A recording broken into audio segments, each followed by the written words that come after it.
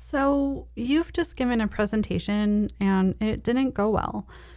Maybe it was truly the type of experience we all have nightmares about. The audience leaving, insulting you, mocking you, rolling their eyes at you, or interrupting you, or just flat out telling you that they didn't like your presentation.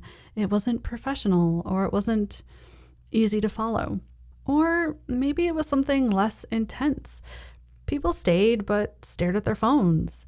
Maybe you mumbled through and knew you sounded less than professional or less confident. Maybe you looked unprepared. Maybe you were unprepared.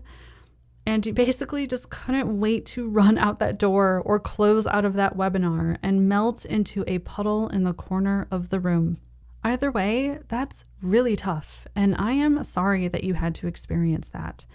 My hope is that this video will help you recover and heal in some way, and ideally help prevent it from happening again.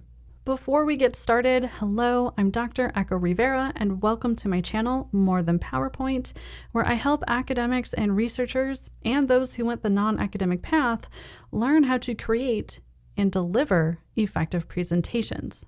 And one thing I haven't really talked about yet on my channel is what to do when there's been a bad presentation. So it was time for me to do that.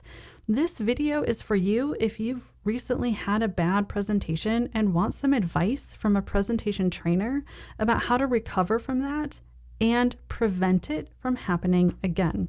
What I recommend is a 4-step process for overcoming a bad presentation. And the idea is that this does go in order, and it's something to go through each time you have one. So the first thing to do, and this is so important, is don't jump into action items right away. Take some time to mope or pout or just feel your feels. For most of us, right after it happens, it's hard to think about. It almost feels like it's a knife jabbing us when we remember it. So if that's the case, if that's where you are, then it's really important to just let that run its course before you take any action. And I am saying this because I think, broadly speaking, across contexts, we have almost a toxic positivity problem where a lot of people aren't allowed to be in a bad mood. So I want to push back on that a little bit and validate and encourage you to go ahead, be sad or grumpy for a bit. You had a bad experience. That's going to put you in a bad mood. As long as you don't take it out on others, then have your bad mood. I mean, having a bad presentation can really set some of us back emotionally, especially if you already had public speaking anxiety, which many of us do. Or especially if you feel a sense of imposter syndrome, which many of us do. So just in case you needed it because other people in your life are telling you, what's the big deal? Get over it. I want to say to you, feel how you feel. On the opposite end, you might be trying to jump over or run away from your feelings. All of us hate feeling bad about ourselves. Shame, embarrassment, guilt. Those are the worst emotions that humans can experience. And we do a lot of things to avoid feeling those specific emotions. So if you heard what the first step is, feelings, and you were like, oh, come on, I'm a professional. I don't have time for feelings. Just tell me what to do to fix it. Well, I'm sorry, that is not how humans work. Avoidance is an unhealthy coping response. So avoiding these emotions is only going to make it more likely you experience a horrible presentation in the future. So take some time to feel crappy, catch up on your favorite shows, or watch some trash movies. I love to watch horror movies when I'm sad or embarrassed about something. I think it's because it makes me feel like, oh, I guess my problem isn't so bad. I could be living in a haunted house and dealing with ghosts trying to steal my body, or I don't know. It works for me. Maybe you have something like that. Maybe this is when you really like to bake or cook things. So bake some cupcakes for everyone on your team or at your department. Or maybe be like this guy and drag your TV out onto the beach and stare at it. I don't know. You do you. The point isn't what you do, it's just that you let those feelings run their course. And what you want to do with this is get to a point where when you think about it, it doesn't feel like a knife jabbing you anymore, but maybe it feels a little bit more like a fork. It can still hurt if you press hard enough, but it's way less painful. And it, again, would take like a lot more work to actually hurt. So that's step one, feel your feels. And you do this step when thinking about it feels like a knife. And you move on to the next phase when thinking about it feels a little bit more like a fork. So what is this step then? What do you do here? Well, it's check your thoughts. Now it's time to start thinking more than feeling. So the first thought to have is normalize it. I am here to remind you that everyone gives a bad presentation at least once in their life, but it's usually more than that. Failure is hard, and we do a lot of things to avoid failure. That can be a good thing if it makes us prepared and try hard, but that can also be a bad thing if we actually expect that it means we will never experience failure in our life ever. That's not possible. So remind yourself, you're going to give a bad presentation. No amount of good presentations can perfectly prevent you from ever having a bad one in the future. Say it over and over and over until you internalize it. The second thought to have is reminding yourself that it is not a catastrophe. One bad presentation is not going to destroy your reputation or your career. Even if you did horrible at your dissertation defense, you'll get that PhD. If you need to redo your defense, then next time you'll just go in with more experience and you'll nail it.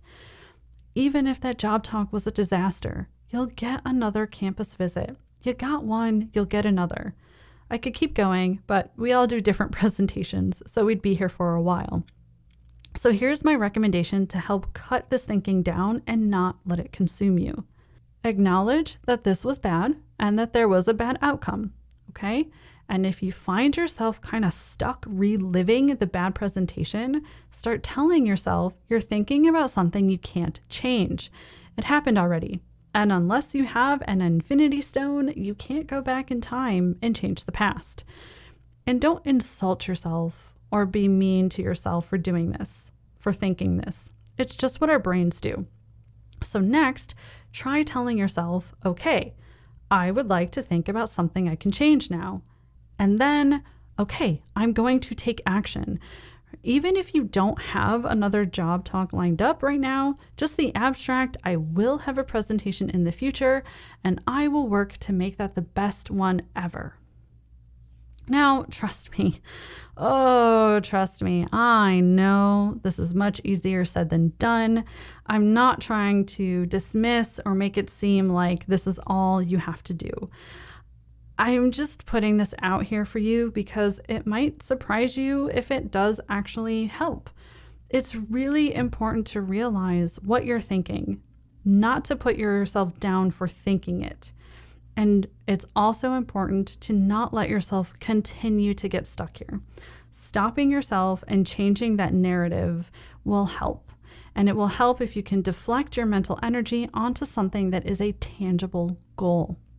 And when you think about that presentation and it no longer feels like a fork, but instead feels more like a spoon, well, you are finally ready to take action. So now we are in the spoon phase. How nice. And this is where you're gonna figure out what went wrong and how to fix it. Before we talk about this, I'm gonna say something that would make YouTube very upset with me, but I care more about you than YouTube. If you're still in that knife phase, I wouldn't continue the video. Come back when you are in the fork phase or the spoon phase, because otherwise this might just be painful to hear. This next section includes some tough love and hard honesty. So if you haven't let those hard emotions run their course, seriously, this might just be really painful. So come back when you're ready. We've added chapters so you can skip to the section that you need. Also, proceed with extreme caution if this was your master's thesis or doctoral defense. Those are kind of special presentations with special rules. And sometimes they're actually less about effective communication and more about like checking off certain boxes. I might make a video just about that, we'll see. But if it's a defense that did not go well, then you probably need to just talk to your mentor or someone on your committee about that. But for every other presentation, job talk, teaching demo, conference presentation, class lecture, keynote, etc., this will absolutely apply. What we're going to do is talk about the 5 areas to consider so that you can go back and audit your presentation to find out where maybe you could have, done better. So area number 1 is the slide design, okay? This is usually the easiest place to start. And the first question to ask yourself is, was the presentation well designed and was it visually engaging? Or was it a standard death by PowerPoint presentation that was not well designed, but instead relied on things like templates, smart art, or design ideas, or data tables, and lots of text, things like that? And instead of being visually engaging, again, was it just like walls of text, one after another? If it was a standard status quo presentation or only better than average, then I can almost guarantee you that it's a big reason your audience disengaged, stopped listening, or just didn't understand what you said. If you've been presenting for a long time and this bad presentation felt like it came out of nowhere, then this might be a shock because, maybe it's been fine before and you don't really get why it's not okay now. But there's been a shift that's been happening. Tolerance for these text-heavy, boring, confusing, overwhelming, or underwhelming standard academic presentations, that's evaporating fast. Something snapped in all of us after COVID hit, and I noticed a gigantic and rapid shift in how little audiences can tolerate this anymore. And a lot of clients who come to me for group training, that's what they tell me. They're like, I present this way, we all present this way, but I can't even watch my colleagues' presentations anymore. I'm done. So there's an awakening that's been happening. Your audience always hated this. It's just that now they don't have the patience or energy to deal with it anymore. So the bar for presenters has been raised, as it should have been raised. So that death by PowerPoint talk you were able to give in spring of 2019 and have people still be polite and pay attention most of the time, you can't get away with that anymore. People are starting to expect presentations that are visually engaging and well designed, especially when we share dry, complex information, and double especially when we share data. All audiences are starting to raise the bar. The public, your colleagues, and your students all want better presentations. I kind of hope that you instantly see what needs to be fixed in your presentation already, because this is the easiest thing to fix. Just some training on how to design better slides, and this can become faster and easier than those death by PowerPoint standard academic slides. So if you see room to improve in your slide design already, that's a good thing because we already have one potential solution. Hey, Dr. Echo Rivera here, and before we talk about the next area, I just wanted to stop in and say that I think it's awesome that you are watching a video like this. I know it's, not the most happy topic, and it can definitely be a little hard to hear, but I think it's actually great that you are here because you maybe didn't have a great experience, but you want to do better next time, and I love that, and I am here to support you. And if you would like to learn how to do some of the things that we are talking about, then make sure that you check out my Presentation Skills Masterclass program, because it is a presentation skills online course that will help you address all of the areas that we are talking about in this video. And hopefully you're seeing that we can talk about this in a very real and honest way, but also make it, at least a little fun, or at least in a very supportive environment. So if you are interested, make sure you check out the link below, and let's get to the next area. So one thing that tends to create a bad presentation experience is preparation, specifically scripting and practicing. So did you script your presentation and practice it using the method I talk about in my other video? Or did you, not do that? Instead of a script where you winging it, talking off the cuff, or maybe you only wrote a partial script, and then maybe you didn't practice it properly. A lot of people will just read their notes inside their head as practice, and they never speak out their notes out loud, or they don't speak their notes enough. If you didn't script or practice, I'm guessing it's because you believe this whole myth that having a script and practicing your presentation makes you sound like a robot. Well, if so, I'm so glad you found your way to this video, because it's the opposite. If you've ever watched someone give a lecture or a keynote presentation and thought, wow, they're naturally good at speaking. Nope, they are not. That is scripting and practicing. Having a script and practicing it in the right way is how you sound like a natural speaker. And with my method, it doesn't even take extra time, unless it's like a job talk or something. But still, for most presentations, scripting and practicing should just be part of creating your slides. Watch my video on this if you haven't yet. Okay, number 3. This is about how you opened your presentation. Okay, that like first minute. So in the first minute, did you convince your audience that it's going to be worth their time because you had a strong hook? Or did your presentation start off, a little weak with things like the learning objective, the agenda, your bio, etc., etc.? Or maybe you only started with an icebreaker. If you did have a script and you did have well-designed slides, then this is most likely an area that needs immediate improvement, because 99% of professionals begin their presentations in the most boring way. And if anyone ever tells you that professionals don't need a hook and that they're just there to learn, so it's totally okay to start with learning objectives or an agenda or your bio, I'm sorry, but they are wrong. Everyone needs a hook, especially busy people. Think about your audience for a second. Are they busy? Do they have competing demands, both from work and personally?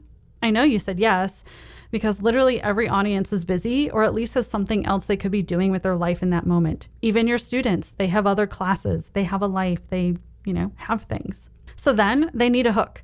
It is up to you to open strongly and convince them your presentation in this moment is actually a better choice than the 10 other things they could be doing right now. Remember, you have to compete against things like eating, taking a nap, or watching TikTok. Those are all way easier to do than concentrating on your talk.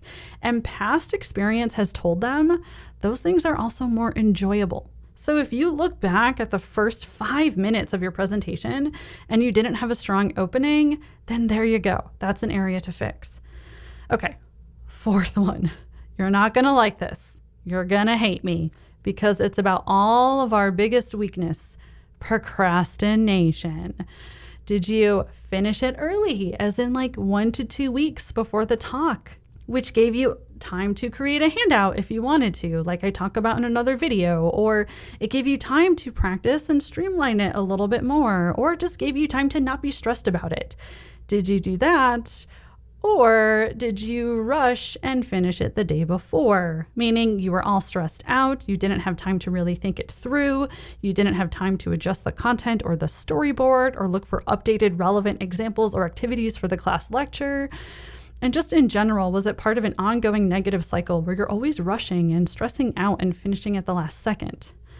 I know, everyone hates me for saying this, but please don't shoot the messenger. Effective communication takes time. Yes, in terms of hours, but also in the space to think. Having days and time apart between each working session is so valuable. Right? Like if you're a professor, how often have you told your students to not cram at the last second of a test? How often have you told your students to start their paper earlier? All I'm asking is for you to apply the same principles to your own work when it comes to presentations. And besides, I know you see that in other aspects of your career or life. If I came up to you and said, hey, I need to submit this manuscript for publication next week, but I haven't even started it, you would laugh me out of the room. Now, before you yell at me in the comments that you didn't even have 2 weeks notice before your job talk, I know that, and I'm about to talk about that. So hands down.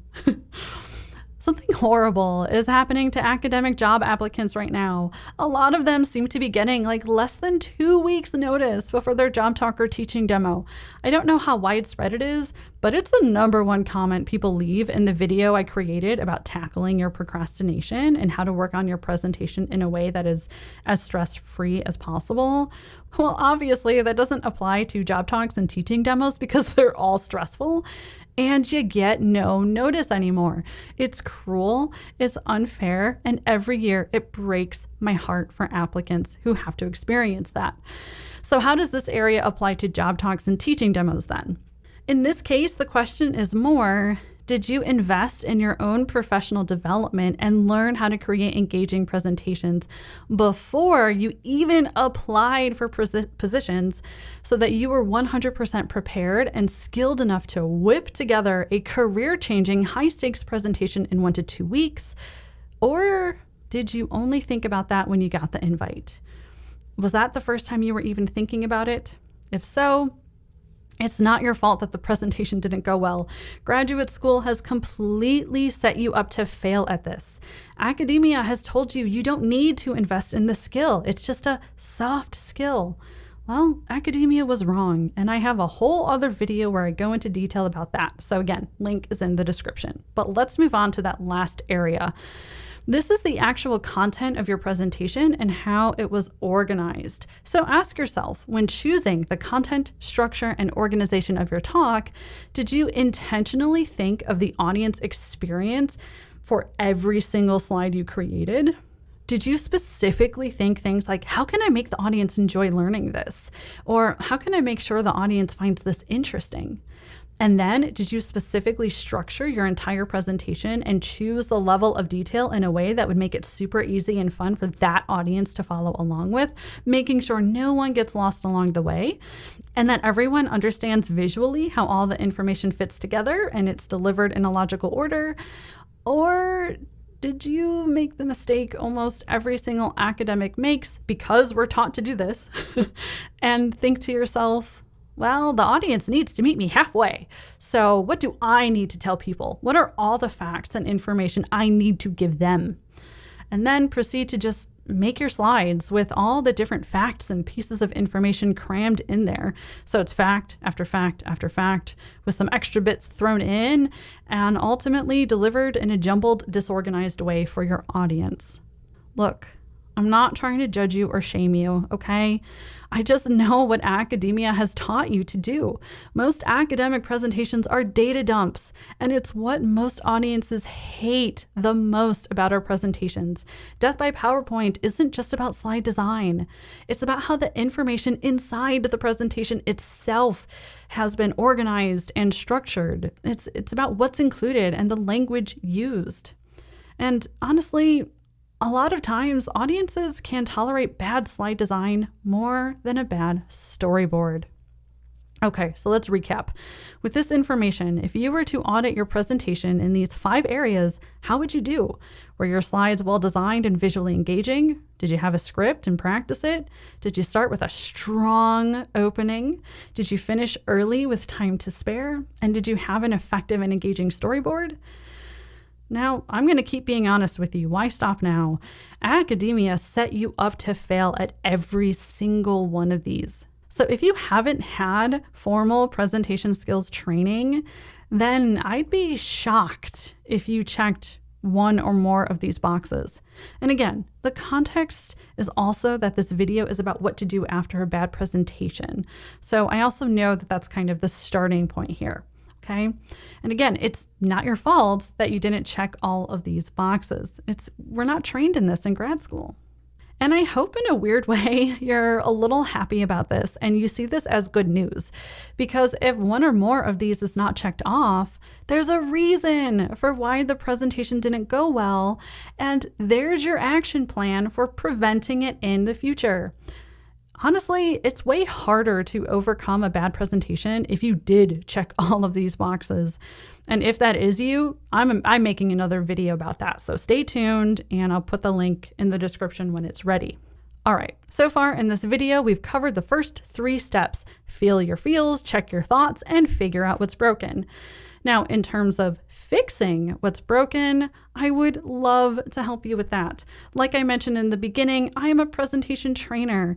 I don't design slides. I show you how to design effective and engaging slides. So if you would like to learn more, check out my presentation skills masterclass. Through my training program, you'll learn everything that we talked about. The first 3 courses in the program focus heavily on slide design. These 3 courses will help you ensure that you check that first box every single time you present, even if you're short on time. And then that 4th course focuses on the structure and content of your presentation. So things like the opening hook, the storyboard, telling stories, captivating any audience. And finally, throughout every single course, I am always sharing my best tips to make this as fast and easy as possible, which will help you stop procrastinating and will help you finish early. Now, as for scripting and practicing, that is in a YouTube video. So that strategy is free to the public. So the link to that video is below. So I really am here to help and support you become an awesome presenter and to help significantly cut down the likelihood you'll experience a bad presentation in the future. I want to help you finish every presentation knowing that you did a good job communicating what you had to say. So if you're ready to start your training, the link to my masterclass program is below. And I also have a free training available that explains my unique system for creating presentations in a way that cuts down on wasted time and makes it as efficient and effective as possible. So again, as always, link in the description. Everyone always asks me what I use to make presentations. So I just want to say this whole video was just a PowerPoint presentation. I have an Office 365 home and personal subscription. That's not an affiliate link. I am not sponsored. I am just telling you what I use and what I recommend. PowerPoint is awesome. All right, I really hope this was a helpful video. If so, please hit that like and subscribe and bell button. And you know, this video had a lot of hard things to hear, and I just talked about like having feelings in a professional setting. And I know there's going to be a lot of people who dislike this video and won't be happy with me, and that's fine. I'm here to share my thoughts and put them out there in the world. But if you did find this video helpful, please, any signal of that will be appreciated. Like, subscribe, positive comment below. Anything would be great. Okay, thank you so much for watching and have a wonderful day.